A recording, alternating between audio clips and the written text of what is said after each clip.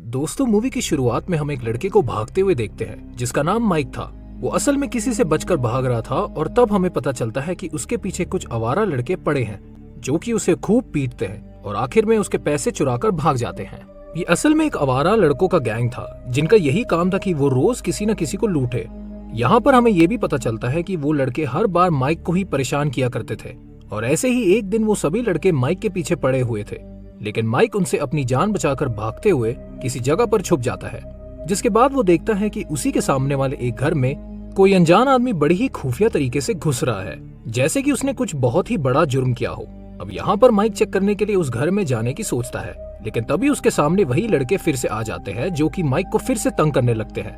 अब देखते ही देखते उस घर में एक बड़ा धमाका हो जाता है जिसकी वजह से पूरे घर में आग लग जाती है और इस बात की वजह से वो लुटेरे लड़के वहां से भाग जाते हैं। अब उस एक्सप्लोजन के बाद उस घर से वो आदमी बाहर निकलता है जिसे माइक देख लेता है और ना चाहते हुए भी वो उसका पीछा करने लगता है। यहाँ पर हमें ये भी पता चलता है कि वो आदमी असल में एक कॉन्ट्रैक्ट किलर था जो कि पैसों के लिए लोगों का कत्ल किया करता था। अब माइक यहाँ पर कई दिनों तक उस आदमी का पीछा करने लगता है और उसके खिलाफ सबूत इकट्ठा करने लगता है। ऐसे ही कई दिन बीत जाते हैं और एक दिन माइक उस आदमी के घर पर पहुंच जाता है जहाँ पर वो उसे अपने कैमरा में उसके खिलाफ जमा किए हुए कुछ वीडियोस और फोटोज दिखाने लगता है, जिसे देखकर वो आदमी बहुत ही ज्यादा डर जाता है और वो तुरंत माइक को अपने घर के अंदर खींच लेता है और उसे बहुत पीटने लगता है। यहाँ पर माइक उस किलर को बताता है कि अगर तुमने मुझे जान से मार दिया तो फिर कुछ समय में तुम्हारे ये वीडियोस पुलिस तक पहुंच जाएंगे और फिर तुम उनसे नहीं बच पाओगे। वो किलर काफी ज्यादा डर जाता है और माइक को छोड़ देता है क्योंकि उसे पता चल चुका था कि माइक काफी ज्यादा इंटेलिजेंट है और वो उसे फंसाने की कोशिश कर रहा है।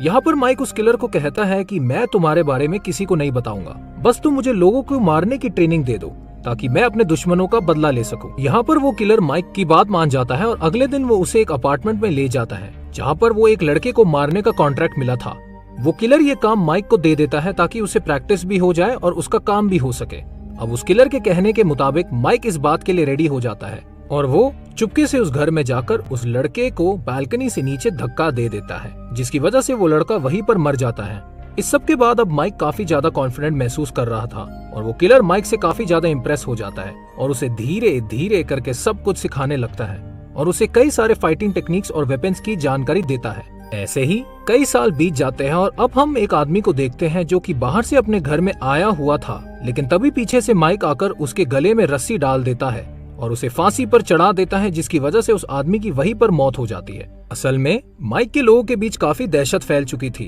और ये माइक का एक किलिंग स्टाइल था कि वो लोगों का मर्डर को एक्सीडेंट की तरह पेश किया करता था। अब इसके बाद माइक अपने आप को क्लीन करके एक सिगरेट बार की तरफ जाने लगता है जहाँ पर आज उसके अपने गैंग मेंबर से मुलाकात होने वाली थी। दरअसल माइक एक गैंग का हिस्सा बन चुका है जिसमें सभी प्रोफेशनल सीरियल किलर्स मौजूद थे और वो अपने टारगेट को बड़े ही खतरनाक तरीके से मर्डर किया करते थे और उनका लीड था वही किलर जिसने माइक को ट्रेनिंग दी थी। इन सभी क्रिमिनल्स को सीरियल किलिंग की काफी अच्छे खासे पैसे मिला करते थे, जिसकी वजह से ये लोग पैसे के लिए किसी को भी जान से मार दिया करते थे। अब उस मीटिंग में माइक को मिल्टन नाम के अपने एक साथी से पता चलता है कि उसे जल्दी ही किसी को मारना है जिसके लिए उसे काफी अच्छे पैसे मिलेंगे। माइक इस काम को करने के लिए तुरंत मान जाता है और अगले ही दिन अपनी स्नाइपर के साथ वो अपने टारगेट को चेस करने में लग जाता है। माइक दूर से अपने टारगेट पर नजर रख रहा था और तभी वो एक कार को आते हुए देख लेता है जिसके टायर पर वो अपनी स्नाइपर से शूट कर देता है और इस वजह से वो कार सीधे इम्बैलेंस होकर उसके टारगेट को हिट करती है, जिसकी वजह से वो शख्स वहीं पर कुचलकर मर जाता है। माइक अपने टारगेट को बड़ी ही शातिर तरीके से मार देता है। इसके बाद वो अपने घर पर आ जाता है और बॉक्सिंग की प्रैक्टिस करने लगता है। जिस वक्त उसे अपने साथी मिल्टन की कॉल आ जाती है और वो माइक से कहता है कि वो अपने टारगेट के पैसे अपने क्लाइंट से जाकर खुद लेकर आए, जिसे सुनकर माइक काफी ज्यादा हैरान हो जाता है, लेकिन फिर भी वो बिना कुछ सोचे समझे क्लाइंट से अपने पैसे लेने के लिए निकल पड़ता है। अब रास्ते में माइक अपनी बाइक को एक जगह पर रोक देता है जहाँ पर उसके सामने कोई आदमी आकर उसे गोलियों से शूट करने लगता है। हालांकि माइक को इसके बीच कोई गोली नहीं लगती और वो एक कार के पीछे छुपकर खुद को बचा लेता है। अब इसके बाद माइक उस आदमी को मारने लगता है जिसने उस पर हमला किया था और उन दोनों के बीच एक फाइट हो जाती है जिसके दौरान वो आदमी वहीं पर मर जाता है। माइक उस आदमी की डेड बॉडी को ठिकाने लगा देता है और उसे ऐसे दिखाता है कि जैसे ये कार एक्सीडेंट हो ना कि कोई मर्डर। अब इसके बाद माइक अपने दोस्त मिल्टन को फोन लगाता है और उसे अपने ऊपर हुए हमले के बारे में सारी बातें बता देता है, जिसके जवाब में मिल्टन उसे काफी नॉर्मल अंदाज में रिप्लाई देता है, जिसकी वजह से माइक का दिमाग काफी ज्यादा खराब हो जाता है और वो वहाँ से अपनी बाइक लेकर निकल जाता है। अब अगली रात माइक को अपनी एक्स गर्लफ्रेंड बेथ की दोस्त चार्ली का मैसेज आता है, जिसमें वो कहती है कि बेथ की मौत हो चुकी है। ये सुनकर माइक काफी ज्यादा परेशान हो जाता है। अब अगले दिन वो बेथ के फ्यूनरल पर पहुंचा है, जहां पर वो उसकी दोस्त चार्ली से मिलता है। तब उसे पता चलता है कि बेथ उसके बच्चे की मां बनने वाली थी। ये बात जानकर माइक और भी ज्यादा टूट जाता है और वो चार्ली को बेथ की मौत की वजह पूछता है, जिसके जवाब में चार्ली कहती है कि बेथ की मौत ड्रग्स के ओवरडोज की वजह से हुई है। अब यहाँ पर माइक को ये एक मर्डर मिस्ट्री लग रही थी, इसीलिए वो बेथ के घर पर पहुंच जाता है और सारी चीजों को तलाशने लगता है, जहाँ पर उसे एक लेटर मिलता है जिसमें उस ड्रग्स का नाम लिखा हुआ था, जिसकी वजह से बेथ की जान चली गई थी। यहाँ पर माइक को पता चलता है कि ये वही ड्रग है जो उसके टीम मेंबर्स मिक और मैक लो का कत्ल करने के लिए यूज किया करते थे, और हो ना हो उन्होंने ही बेथ को भी मार दिया हो। अब माइक अपने उन दोनों टीम मेंबर्स के पास पहुंच जाता है और उन्हें इस कत्ले के बारे में पूछता है, जहां पर वो पहले तो माइक को सब कुछ बताने से इनकार कर देते हैं, जिसकी वजह से माइक और उनके बीच एक जोरदार लड़ाई हो जाती है। अब यहाँ पर माइक उन दोनों पर भारी पड़ रहा था, इसलिए वो दोनों डर के मारे माइक को बता देते हैं कि उन्हें किसी क्लाइंट ने ये कॉन्ट्रैक्ट दिया था, जिसके चलते उन्होंने बेथ का कत्ल किया, लेकिन उन्हें खुद उस क्लाइंट के बारे में कोई इन्फॉर्मेशन नहीं है। यहाँ पर माइक उस क्लाइंट को ढूंढने का फैसला करता है, इसीलिए वो और ज्यादा पूछताछ के लिए बेथ की दोस्त चार्ली के पास फिर से चला जाता है। लेकिन यहाँ पर माइक का एक टीम मेंबर क्लाइव वहाँ पर आ जाता है, जो कि चार्ली को मारने की कोशिश करता है। हालांकि माइक चार्ली को बचाने की पूरी कोशिश करता है और काफी ज्यादा छीना झपट्टी के बाद वो क्लाइव को उसी की कुल्हाड़ी से मार देता है। मरने से पहले माइक क्लाइव से उस इंसान का नाम पूछने की कोशिश करता है जिसने उससे चार्ली को मारने का कॉन्ट्रैक्ट दिया था, लेकिन इससे पहले कि क्लाइव उसे कुछ बता पाता वो वहीं पर मर जाता है। इसके बाद माइक का सारा शक मिल्टन पर जाता है और वो सीधे वहाँ से मिल्टन के घर की तरफ निकल पड़ता है, जहाँ पर मिल्टन मसाज ले रहा था। यहाँ पहुंचकर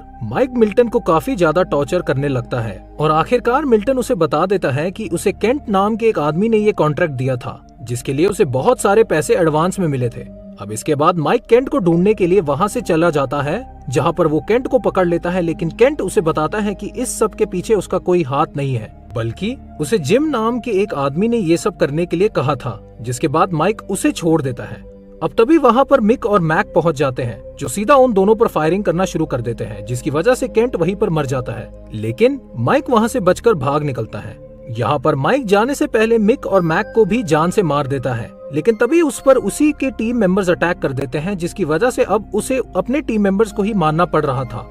यहाँ पर माइक एक बहुत ही ज्यादा ट्रेन्ड मार्शल आर्टिस्ट और फाइटर था, जिसकी वजह से उसने एक एक करके अपने सभी साथियों को मार दिया और अब वो वहाँ से निकलकर सीधा जिम के घर जाने के लिए निकलता है। जब वो जिम के आलीशान घर में पहुंच जाता है, तब वो वहाँ पर अपने एक और टीम मेंबर जेन से मिलता है, जो कि जिम की प्रोटेक्शन कर रही थी। यहाँ पर माइक जेन को भी मारने लगता है और काफी ज्यादा लड़ने के बाद वो जेन को वहीं पर मार देता है। अब इसके बाद वो सीधा जिम के पास पहुंच जाता है और उसे बेथ को मारने की वजह पूछता है, जिसके जवाब में जिम उसे कहता है कि बेथ ने उसके काले कारनामों का पर्दाफाश किया था, के पास